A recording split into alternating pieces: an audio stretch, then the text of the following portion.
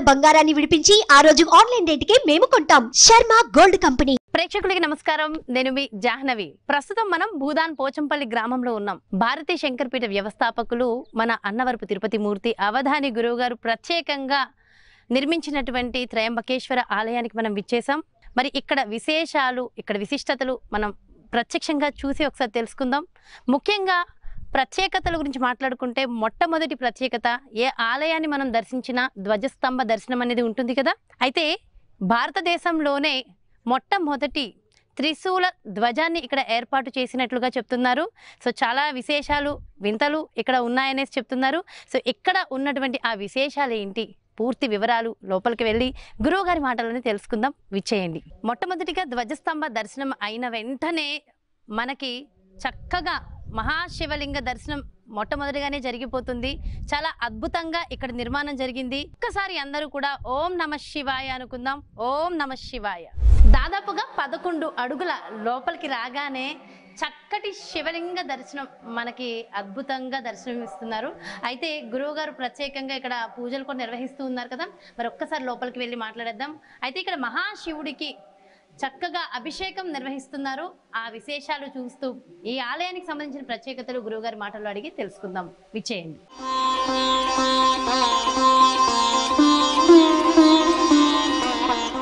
So మొత్తానికి ఆలయం వెలుపలికి వచ్చేసాము. చక్కగా మనం ఆ శివుణ్ణి దర్శించుకున్నాం కదా. మరి ఈ ఆలయానికి సంబంధించిన ప్రత్యేకత ఏంటనేది ఒక్కసారి గురువు గారి మాటల్లో అడిగి తెలుసుకుందాం. నమస్కారం గురువుగారు. ఓం శ్రీ మహాగణాధిపతయే నమః. అయితే గురువుగారు, రహస్య శక్తియుత క్షేత్ర సందర్శిని ఈ ప్రత్యేక కార్యక్రమం ద్వారా ఎన్నో ఆలయాల గురించి చెప్పారు. అక్కడ ఉన్నటువంటి విశేషతలు ఎంతో చక్కగా ఎక్స్ప్లెయిన్ చేశారు. అందరూ వెళ్ళి ఆలయాలను దర్శించుకుని చాలా సంతోషంగా ఉన్నారు. అండ్ మీరు నిర్మించినటువంటి ఈ శివాలయం, ఈ త్రయంబకేశ్వర ఆలయం, మరి ఈ ఆలయానికి సంబంధించిన విశేషతలు ఏంటి పూర్తిగా వివరించండి. ముందు నేను నిర్మించింది అనే దానికన్నా ఈశ్వర సంకల్పం జరిగింది, దానికి అందరూ సహకరించారు, అందరి సహకారంతో నిర్మాణం అయింది అనేటువంటి అంటే నిజంగా ఉత్తమం.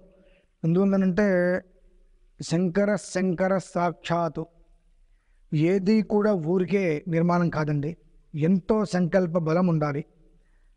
దానికి భగవంతుడి యొక్క అనుగ్రహం పరిపూర్ణంగా ఉంటే తప్పితే ఒక ఆలయ నిర్మాణం అనేటువంటిది లభ్యం కాదండి. ఈ ఆలయ నిర్మాణం కూడా అలానే జరిగింది. 11వ తారీఖు మే 11వ తారీఖు క్రితం సంవత్సరం ఆలయం ఇక్కడ నిర్మాణం చేయాలి, 14వ తారీఖు శంకుస్థాపన చేయాలి, శుద్ధ పంచమి రోజు నాడు శంకుస్థాపన చేయాలి అని సంకల్పం చేశా. 3 రోజులు టైం ఉంది. ఎలా జరుగుతుందో తెలీదు. 11 అడుగులు లోపలికి వచ్చామమ్మా. చిక్కుంటూ కొండరాళ్ళు వచ్చినాయి, దాన్ని బ్లాస్ట్ చేశారు. ఈశ్వరానుగ్రహంలో ఖచ్చితంగా 14వ తారీఖు మే శంకుస్థాపన అయిపోయిందమ్మా. అది మొదలుకొని జూన్ 14వ తారీఖు ప్రతిష్ఠ అయిపోయింది. నెల రోజులలో మరి ఎలా ప్రతిష్ఠ అయింది అనేటువంటిది దైవేచ్ఛ, మన చేతుల్లో లేదు, మన సంకల్పం కాదమ్మా. అది అంటే మనకు ఈ యొక్క శివలింగం అనేటువంటిది నర్మద బాణం అంటారు. సోమసూత్రం మనకు భీమశిలతో చేయించామండి. ఆ భీమశిల అనేటువంటిది మనం చెప్పుకోవాలి అంటే కేదార్నాథ్లో విపరీతమైన తుఫాను వచ్చింది, వరదల్లాగా. ఆ వచ్చినప్పుడు ఆలయానికి వెనక ఎక్కడి నుంచో వచ్చి పెద్ద రాయి ఒకటి అడ్డుపడింది. ఆ అడ్డుపడటం వల్ల ఆ ప్రవాహానికి గురికి ఏమి కాకుండా భగవంతుడే ఆ రాయిని తీసుకొచ్చి పెట్టాడు అనేటువంటిది చాలామంది. అది భీమశిలమ్మ. ఆ భీమశిలతో దానికి సోమసూత్రాన్ని చేయించడం జరిగింది. అలాగే 360 శివలింగాలు. మరి ఒక చోట ఇంత విధానంలో ఉండటం అనేటువంటిది నిజంగా భగవంతుడి యొక్క పరిపూర్ణ అనుగ్రహం అమ్మ. దానికి తోడు ఇక్కడ శ్వేతనాగులు తిరుగుతున్నాయని చెప్పి నిజంగా అయితే నేనైతే చూడలేదు, నాకు కనిపించలేదు. ఇక్కడ చాలామందికి ఆలయ నిర్మాణం మొదలుపెట్టిన తర్వాత ఇక్కడ చాలామందికి ఆ శ్వేతనాగులు రోజు 3 పూట్ల వచ్చి తిరిగి వెళ్తుంది అనేటువంటి విషయంలో కొంతమంది చెప్పారు. చాలామంది ఇక్కడ నిద్ర చేయడానికి వచ్చిన వాళ్ళు తెల్లవారుజామున 3:30-4 గంటలకు మాకు శ్వేతనాగులు కనిపించినాయి అని కూడా చాలామంది. అది వెళ్ళిపోతుంది, సౌండ్ కూడా ఆ పరిసరంలో వచ్చేస్తుంది. 2 సంపెంగి పువ్వులు, మగని పువ్వు అయితే ఆ సువాసన వస్తుందమ్మా. ఆ దేవతా సర్పం ఉన్నప్పుడు చాలామంది చెప్పారు జరిగిందండి ఇక్కడ అని చెప్పి. అవును, అది ఈశ్వర సంకల్పం, ఎంతో పూర్వజన్మ సుకృతం. ఆ ఒక ఈశ్వర అనుగ్రహం లేకపోతే ఇది నిర్మించలేము, దీనికి సహకారం కూడా లభ్యము కాదు. కానీ దీనికి మనం ఇంట్లో దీపారాధన చేయాలంటేనే ఎంతో పుణ్యం చేసి ఉండాలి. అలాంటిది ఒక ఆలయ నిర్మాణం అవుతుందమ్మా. ఇప్పటి వరకు అయితే నాకు రీసెంట్ గా తెలిసిన విషయం ఏంటంటే 2-3 పిల్లలు ఆలయానికి వచ్చి వాళ్ళకి ఏదో వీసా ప్రాబ్లం వచ్చి రిజెక్ట్ అయింది 2 times అని చెప్తే ఒక కార్డు తీసుకొని 1100 సార్లు ఓం నమ శివాయ దాని మీద రాసుకొని ఈ లోపల చుట్టూతో 122 ప్రదక్షిణాలు చేసి ఆ కార్డు పక్కన పెట్టేసేసి భస్మం అవకాశం ఉంది అంటే కనుక మనకు పిడకలు దొరుకుతాయి, మనకు షాపుల్లో కూడా పిడకలు దొరుకుతాయి. ఆ పిడకల్ని తీసుకొని ఆ పిడకల్ని కాల్చి ఆ కాల్చిన భస్మం తెచ్చుకొని స్వామివారి మీద వేసుకుని వెళ్ళండి అన్న. అట్లా వేసుకుని వెళ్ళారు. వారికి వీసా వచ్చిందని చెప్పి శనివారం ఆదివారం ఇక్కడికి చాలామంది వీసా కోసం వస్తున్నారని కూడా మాకు వచ్చింది. అంటే ఎవరు ఏ ఒక్క కోరికతో వస్తున్నారో వారికి సిద్ధిస్తున్నాయి అవి. అంటే ఒకటే అన్న, ఇక్కడ ప్రత్యేకంగా ఏమీ చేయక్కర్లా. స్వామివారికి కావాల్సింది భస్మం. ఆ భస్మాభిషేకం ఆయనకి ఇష్టం. త్రియంబకేశ్వరుడు పేరు కూడా. భస్మం చేయాలి, ఆయన నామస్మరణ మనం అనుకోవాలి. కనీసం ఆ ఒక కార్డు మీద 1100 సార్లు ఓం నమః శివాయ రాసేసుకొని రెండే అన్న వచ్చి చేసుకుంటున్నాను. శని ఆదివారాలు రెండే అన్న చక్కగా వచ్చి చేసుకుని వెళ్ళారట. వారికి 2 సార్లు రిజెక్ట్ అయిన వీసా, ఇద్దరికి కూడా వీసా కన్ఫామ్ అయిపోయిందని చెప్పారు. సంతోషం అనిపించింది. ఇది ఒకటి. ఇకపోతే మూడవ విధానం, రేపు మనకు 12వ తారీఖమ్మ చైత్ర శుద్ధ పంచమి శంకుస్థాపన చేసినటువంటి రోజు, సంవత్సరం ఖచ్చితంగా 3 లక్షల రుద్రాక్షలతో స్వామివారికి అభిషేకం అమ్మ. 1 కోటి రుద్రాక్ష మండపం నిర్మించాలని చెప్పి తప్పూర్వం మనం ఒక వీడియో చేశాం. దానికి చాలామంది స్పందించి విరాళాలుగా ఎవరికి తోచంత వాళ్ళు పంపిస్తూ వచ్చారు. రుద్రాక్షలు కూడా వచ్చాయి కదా. దానికి మరి కొంచెం అమౌంట్ వేసుకొని 3 లక్షల రుద్రాక్షలు తెప్పించామమ్మా. 12వ తారీఖు రోజు నాడు ఎవరైనా సరే చక్కగా వచ్చి వారి స్వహస్తాలతో స్వామివారికి 3 లక్షల రుద్రాక్షలతో అభిషేకం స్వహస్తాలతో చేసుకోవచ్చు. మొత్తం 1100 కలశాలతో 3 లక్షల రుద్రాక్షలతో అభిషేకం స్వామివారికి. మొత్తం ఇదంతా నిండిపోతుంది రుద్రాక్షలతో. నిండిపోయిన తర్వాత ఒక 5 రోజుల పాటు అలానే ఉంచుతాం. దాన్ని ఉంచిన అనంతరము ఆ రుద్రాక్షలు తీసుకొని ఇప్పుడు ఎందుకంటే ఇలా మొత్తం దీనికి చుట్టుకుంటూ వచ్చేస్తాం రుద్రాక్షలు. ఇలా ఆలయం మొత్తం ఎటు చూసినా మొత్తం రుద్రాక్ష ఉంటుందమ్మా. అవునా? నాకు తెలిసి ఇప్పటివరకు మనకు భారతదేశంలో మొట్టమొదటి ఆలయం అమ్మా ఇది. 11 అడుగులు లోపలికి ఉండటము, త్రిశూలాన్నే మనం ధ్వజంగా పెట్టాం. త్రిశూలమే ధ్వజంగా ఉన్నటువంటి ఆలయం మన భారతదేశంలో ఎక్కడా కూడా లేదు. ఆయనకి చాలా ఇష్టమైంది త్రిశూలం. ఆయన ఇష్టమైంది త్రిశూలం అంటే ఆయన చేతిలో ఉండేదే. ఆయన ఎప్పుడు కూడా పట్టుకునేటువంటి ఆయన ఆయుధమే త్రిశూలం. ఆ త్రిశూలాన్ని అక్కడ మనం ధ్వజంగా స్థాపించడం జరిగింది. అలానే ఇక్కడ ఒక త్రిశూలం స్థాపించాం లోపల. దీని చుట్టూతో కూడా మళ్ళీ మనకు సుమారుగా మనకు 12 త్రిశూలాలు వస్తాయమ్మా. ఈ లోపల చుట్టూతా 12 త్రిశూలాలు వస్తాయి. ఓకే, ఈ లోపల వస్తాయి. అంటే మొత్తం షోడశ అంటారు. 16 త్రిశూలాలు. 12 12 తర్వాత లోపల 4 కలిపి 16 త్రిశూలాలు మొత్తం చుట్టూతో వస్తాయమ్మా. సుబ్రహ్మణ్యేశ్వర స్వామి కూడా ఉన్నారు. అదే సుబ్రహ్మణ్య స్వామి వారి కూడా ఎందుకు ఇక్కడ మనం ఆయన్ని పెట్టాం. ప్రజెంట్ 28 అడుగుల ఎత్తులో సుబ్రహ్మణ్య స్వామి విగ్రహాన్ని 1000 పడగలతో నిర్మించాలనే సంకల్పం. ఆ సర్పం అది మీరు ఒకసారి అప్పుడు లాస్ట్ టైం ఒకసారి చూపించారు. ఇలాంటి ఆలోచన ఉందమ్మా నాకు అని. ఎందుకంటే యావత్ భారతంలో మొట్టమొదటి ఆలయం ఇదైతే 11 అడుగులు లోపలికి వచ్చి 360 శివలింగాలు ఒకే సోమసూత్రం మీద. ఆ సోమసూత్రం కూడా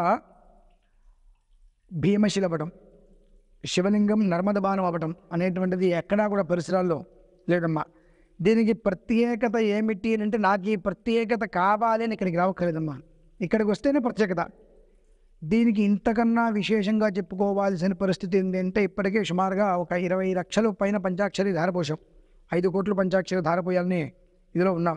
ఎందువలనంటే క్యాన్సర్ వ్యాధితో ఉన్నటువంటి వాళ్ళు ఈ ఆలయంలో 7 రాత్రులు నిద్ర చేస్తే 8వ ఉదయానికి దాదాపుగా అందులోంచి బయటపడతారు అనే ఒక ఉద్దేశంతో దానికి సంబంధించిన మూలం మంత్రాలు ఏవైతే ఉంటాయో ఆ మంత్రాలను ఎప్పటికప్పుడు అందులో ధారపోస్తున్నాం. 2 అది నిజంగా అది చాలా బాగా అనిపిస్తుంది.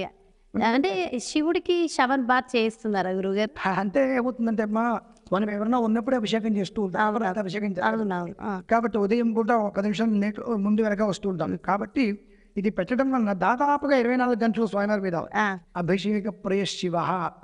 ఆ సన్నటి ధార 24 గంటలు స్వామివారిని పడితే పొడితేనే ఉంటుంది. ఇది అయితే నీళ్ళు పోతాయి. అయితే శివుడికి నైవేద్యము అంటే అభిషేకమే అంటారా? అభిషేకం ప్రతిరోజు పరవాన్నం ఉంటుంది అక్కడ. ప్రతిరోజు స్వామివారికి నివేదన ఉంటాయంటారు. మహానివేదన ఉంటాయంటే పరవాన్నము మహానివేదన ప్రతిరోజు ఉంటాయి. కానీ అభిషేకం మాత్రం దాదాపుగా ఆగదమ్మా. ఇక రాత్రిపూట తాళం వేసి వెళ్ళిపోయేటప్పుడు మినహాయిస్తే ఉదయం నుంచి రాత్రి వరకు కూడా అభిషేకం జరుగుతూనే ఉంటుంది. అందులో ఎలాంటి సందేహము లేదు. ఎప్పుడైనా రావచ్చు. అలా నీళ్ళు అలా ఎప్పుడు ఉండిపోతూ ఉంటాయి. ఎందుకన్నానంటే ఆయనకి ఇష్టమైంది అభిషేకం. మీరు ఎన్ని చెయ్యండి, ఆయన ఎత్తి మీద హర హర అంటూ కాసి నీళ్ళు పోస్తే ఎంతో సంతోషపడతాడు. ఆ సంతోషానికి అంత అంతం ఉండదు. కాబట్టి అటువంటి సంతోషం అనేటువంటిది ఆయనకి అందిస్తే రాబోయేటువంటి కాలంలో జరగబోయే ప్రకృతి విపత్తుల నుంచి ఖచ్చితంగా మనల్ని ఆయన కాపాడాలి అంటే హర అంటే ఆయనకి నీళ్ళు పోయాలి. మనం ఇక్కడ ఉన్నప్పుడే వస్తుంది తప్ప లేనప్పుడు పోయలేం కనుక ఆ ఒక పైపు నుంచి అది మోటార్ కూడా కదమ్మా, విడిగా దానికి ట్యాంక్ పెట్టించేసా. ట్యాంక్ పెట్టించి దానికి ఇలా పెట్టించాను. దాన్ని నిండా నీళ్ళు పెట్టించి సన్నగా పడుతూ ఉంటాయి ఉదయం నుంచి రాత్రి వరకు. రాత్రి కట్ చేసేసి వెళ్ళిపోతారు. ఇట్లా అలా ఏర్పాటు చేసుకోవడం జరిగింది. చాలా సంతోషం గురువు గారు. నిజంగా ఆలయ నిర్మాణం కూడా మీరు చెప్తున్న దాని ప్రకారం ఇప్పటికే చాలా బాగుంది. అంటే మొత్తం పూర్తయ్యాక ఎంత అద్భుతంగా ఉంటుంది అనేది కనిపిస్తుంది. అంటే ఆల్రెడీ శివుడు ఆయన పవర్స్, ఆయన మహత్యాన్ని చూపిస్తూనే ఉన్నారు. సో ఎవరు ఏం కోరుకుంటే కోరుకోగలదమ్మా. అంతే, మనకి ఏం కావాలో అది. అందరము చేసేటువంటి తప్పు ఏమిటి అంటే భగవంతుణ్ణి మనం కోరుకోవడమే చేసే తప్పు. కోరుకోవాల్సిన అవసరం లేదు. మనకేం ఆయనకి చేయవలసింది చేస్తే మనకి ఏది కావాలో ఆయన ఇస్తారన్నమాట. ఎందువల్లనంటే అందరూ కూడా గుర్తుపెట్టుకోండి, ఏ ఆలయానికి వెళ్ళినా ఎక్కడికి వెళ్ళినా గోత్రనామార్చన అంటుంటారు. గోత్ర నామ అర్చన అంటే భగవంతుడి యొక్క గోత్రము, భగవంతుడి యొక్క నామం మీద అర్చన. మన గోత్రం పేరు చెప్పమని కాదు అక్కడ. జాగ్రత్తగా గుర్తుపెట్టుకోండి. మంత్రహీనం, క్రియాహీనం, భక్తిహీనం అనేటువంటివి చాలా జరుగుతూ ఉంటాయి. అంటే నాకు సమయం లేదండి, తొందరగా అయిపోవాలని అంటూ ఉంటాం. ఇటువంటి పరిస్థితులలో మనం ఎప్పుడు కూడా భగవంతుడి పేరు మీద మాత్రమే మన ఆరాధన అర్చన చేయాలి తప్ప ఏ ఆలయంలో కూడా మన గోత్రము, మన పేరు అనేటువంటిది చెప్పుకొని ఆరాధన మనం చేశాము అని అంటే మన ఒక్క పాపాలు, మన ఒక్కవన్నీ కూడా మన దగ్గర భద్రంగా దాచుకొని మూట కట్టి తాళం వేసే తాళం ఒకటి పడేసినట్టే. మళ్ళీ తాళం చేసి దొరుకుతుంది మన భయంతో.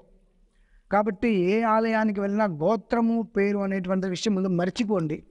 భగవంతుడు యొక్క ప్రీత్యర్థం, భగవత్ ప్రీత్యర్థం మీ పేరు ఏంటంటే ఒక భక్తుడు. ఎలా ఉంటుందంటే చిన్నమాడితో మీకు నచ్చకపోవచ్చు. ఒక పిల్లవాడు పుట్టాడండి. పుట్టిన తర్వాత సంవత్సరానికి అమెరికా వెళ్ళిపోయారు. 16 సంవత్సరాల వరకు రాలా. 16 సంవత్సరాల తర్వాత అమెరికా నుంచి ఇండియా వచ్చాడు. వచ్చిన తర్వాత తండ్రి కొడుకు ఒకటి అంటే మనవడు వచ్చాడు, కొడుకు రాలేదు. ఆడని తాత దగ్గరికి వెళ్ళి, తాత నేను నీ గ్రాండ్ సన్, నీ మనవడిని. నువ్వు నా మనవడు, ఎక్కడ మనవడివి? మీ అబ్బాయి ఉన్నాడు కదా, వాళ్ళ అబ్బాయిని నేను అని చెప్పి తాత దగ్గరికి వెళ్ళి మనవడు పరిచయం చేసుకోవడం. అంటే మన గోత్రం మనం భగవంతుడికి చెప్పాలి, భగవంతుడి దగ్గర మన గోత్రం చెప్పడం. మన అంతకుమించి దారం అయితే ఉండదు నాకు తెలిసి. లేదా కొడుకు వచ్చి, నాన్న నీ మనవడు, నువ్వు గుర్తుపట్టలేదు కదా, చిన్నప్పుడు వెళ్ళిపోయాం కదా, అరే మీ తాతయ్యరా. అది ఎంత దారుణం. అంటే ఆయనకి రోజు మనం దగ్గరగా ఉంటే మనం ప్రత్యేకించి గోత్రనామా చెప్పక్కర్లేదు అని చెప్పి. దగ్గరగా ఉన్నా దూరంగా ఉన్నా భగవంతుడికి మనం ఎవరో తెలుసు కదండి. అంతే. ఇప్పటికీ ఒక 30 సంవత్సరాల క్రితానికి, 30 సంవత్సరాల క్రితం నేను చదువుకున్న రోజుల్లో ఉత్తరం రాయాలంటే అంబాచిత్రం దగ్గర అన్నవరపు సత్యనారాయణ సిద్ధాంతి గారు అంటే ఇంటికి వెళ్ళిపోయేది. ఇప్పుడు వెళ్తుందండి అట్లా. అంటే మనం మార్చుకున్నాం, మన అవసరాలకు తగ్గట్టుగా ఒక్కొక్కటి మనం మార్చుకుంటూ వచ్చాం. కాబట్టి కొన్ని ఏవైతే మనం అనవసరమైన మార్చుకున్నామో వాటిని తీసేసుకుంటే మనం శ్రేయస్సుగా ఉంటాం. భగవంతుడి దగ్గర ఇక్కడ కాదు, ఎక్కడైనా సరే మన గోత్రము పేరు ఇవ్వడం అనేటువంటిది మర్చిపోయి మానేసేసి నీ పేరేంటి? భక్తుడు, భగవద్భక్తుడు చాలు. ఆ భగవంతుడు భక్తుడు ఎందువల్లంటే భగవంతుడి యొక్క హృదయంలో నువ్వు ఉండాలి. అది కోరుకోగలిగితే ఆయన అన్ని ఇస్తాడు. చాలా చాలా సంతోషం గురువు గారు, చాలా చక్కగా వివరించారు. Thank you so much. నమస్కారం. నేను అందరికీ కూడా ఒకసారి ముఖ్యంగా చెప్తున్నాను, ఈ నెల 12వ తారీఖు 3 లక్షల రుద్రాక్షలతో స్వామివారికి అభిషేకం జరుగుతుంది. ఎవరైనా సరే వారి స్వహస్తాలతో చక్కగా వచ్చి స్వామివారికి అభిషేకం చేసుకోవచ్చు. 1, 2, 3 కాదు, 100, 200, 300, 1000, 2000, 3000, 5000, 10,000 రుద్రాక్షలు అయినా సరే మీ స్వహస్తాలతో మీరు స్వామివారికి చక్కగా అభిషేకం చేసుకునేటువంటి అద్భుతమైనటువంటి యోగ సమయం మనకు భగవంతుడు ఇచ్చాడు. కాబట్టి ప్రతి ఒక్కరూ కూడా ప్రత్యేకంగా ఆ ఒక్క అవకాశాన్ని సద్వినియోగం చేసుకొని మీ యొక్క స్వహస్తాలతో స్వామివారికి ఆ 3 లక్షల రుద్రాక్షలతో అర్చన చేసుకోండి. ఎందువల్లనంటే 1,000,000 రుద్రాక్ష మండప సంకల్పం చేశాము. అందులో 3 లక్షల రుద్రాక్షలు వచ్చినాయి. స్వామివారికి అభిషేక అనంతరం సంధ్యోజాత వామదేవ అఘోర తత్పురుష ఈశాన పంచముఖ రుద్రుడు కాబట్టి 5 రోజుల పాటు పూర్తిగా ఇందులోనే వదిలేస్తాం. 6వ రోజు నుంచి తీసుకుని చక్కగా వీటన్నిటికీ కూడా ఒక్కొక్కటి చుట్టుకుంటూ వస్తే ఒక 6 నెలలు తిరిగేటప్పటికి ఆలయం మొత్తం కూడా రుద్రాక్ష మండపంగా మనకు పూర్తి అయిపోతుంది. అటువంటి విధానంలో చేస్తున్నాం. కాబట్టి మీరందరూ కూడా స్వహస్తాల చక్కగా స్వామివారికి రుద్రాభిషేకం చేసుకోండి. అలాగే ఇంకా 97 లక్షల రుద్రాక్షలు తెప్పించాలి.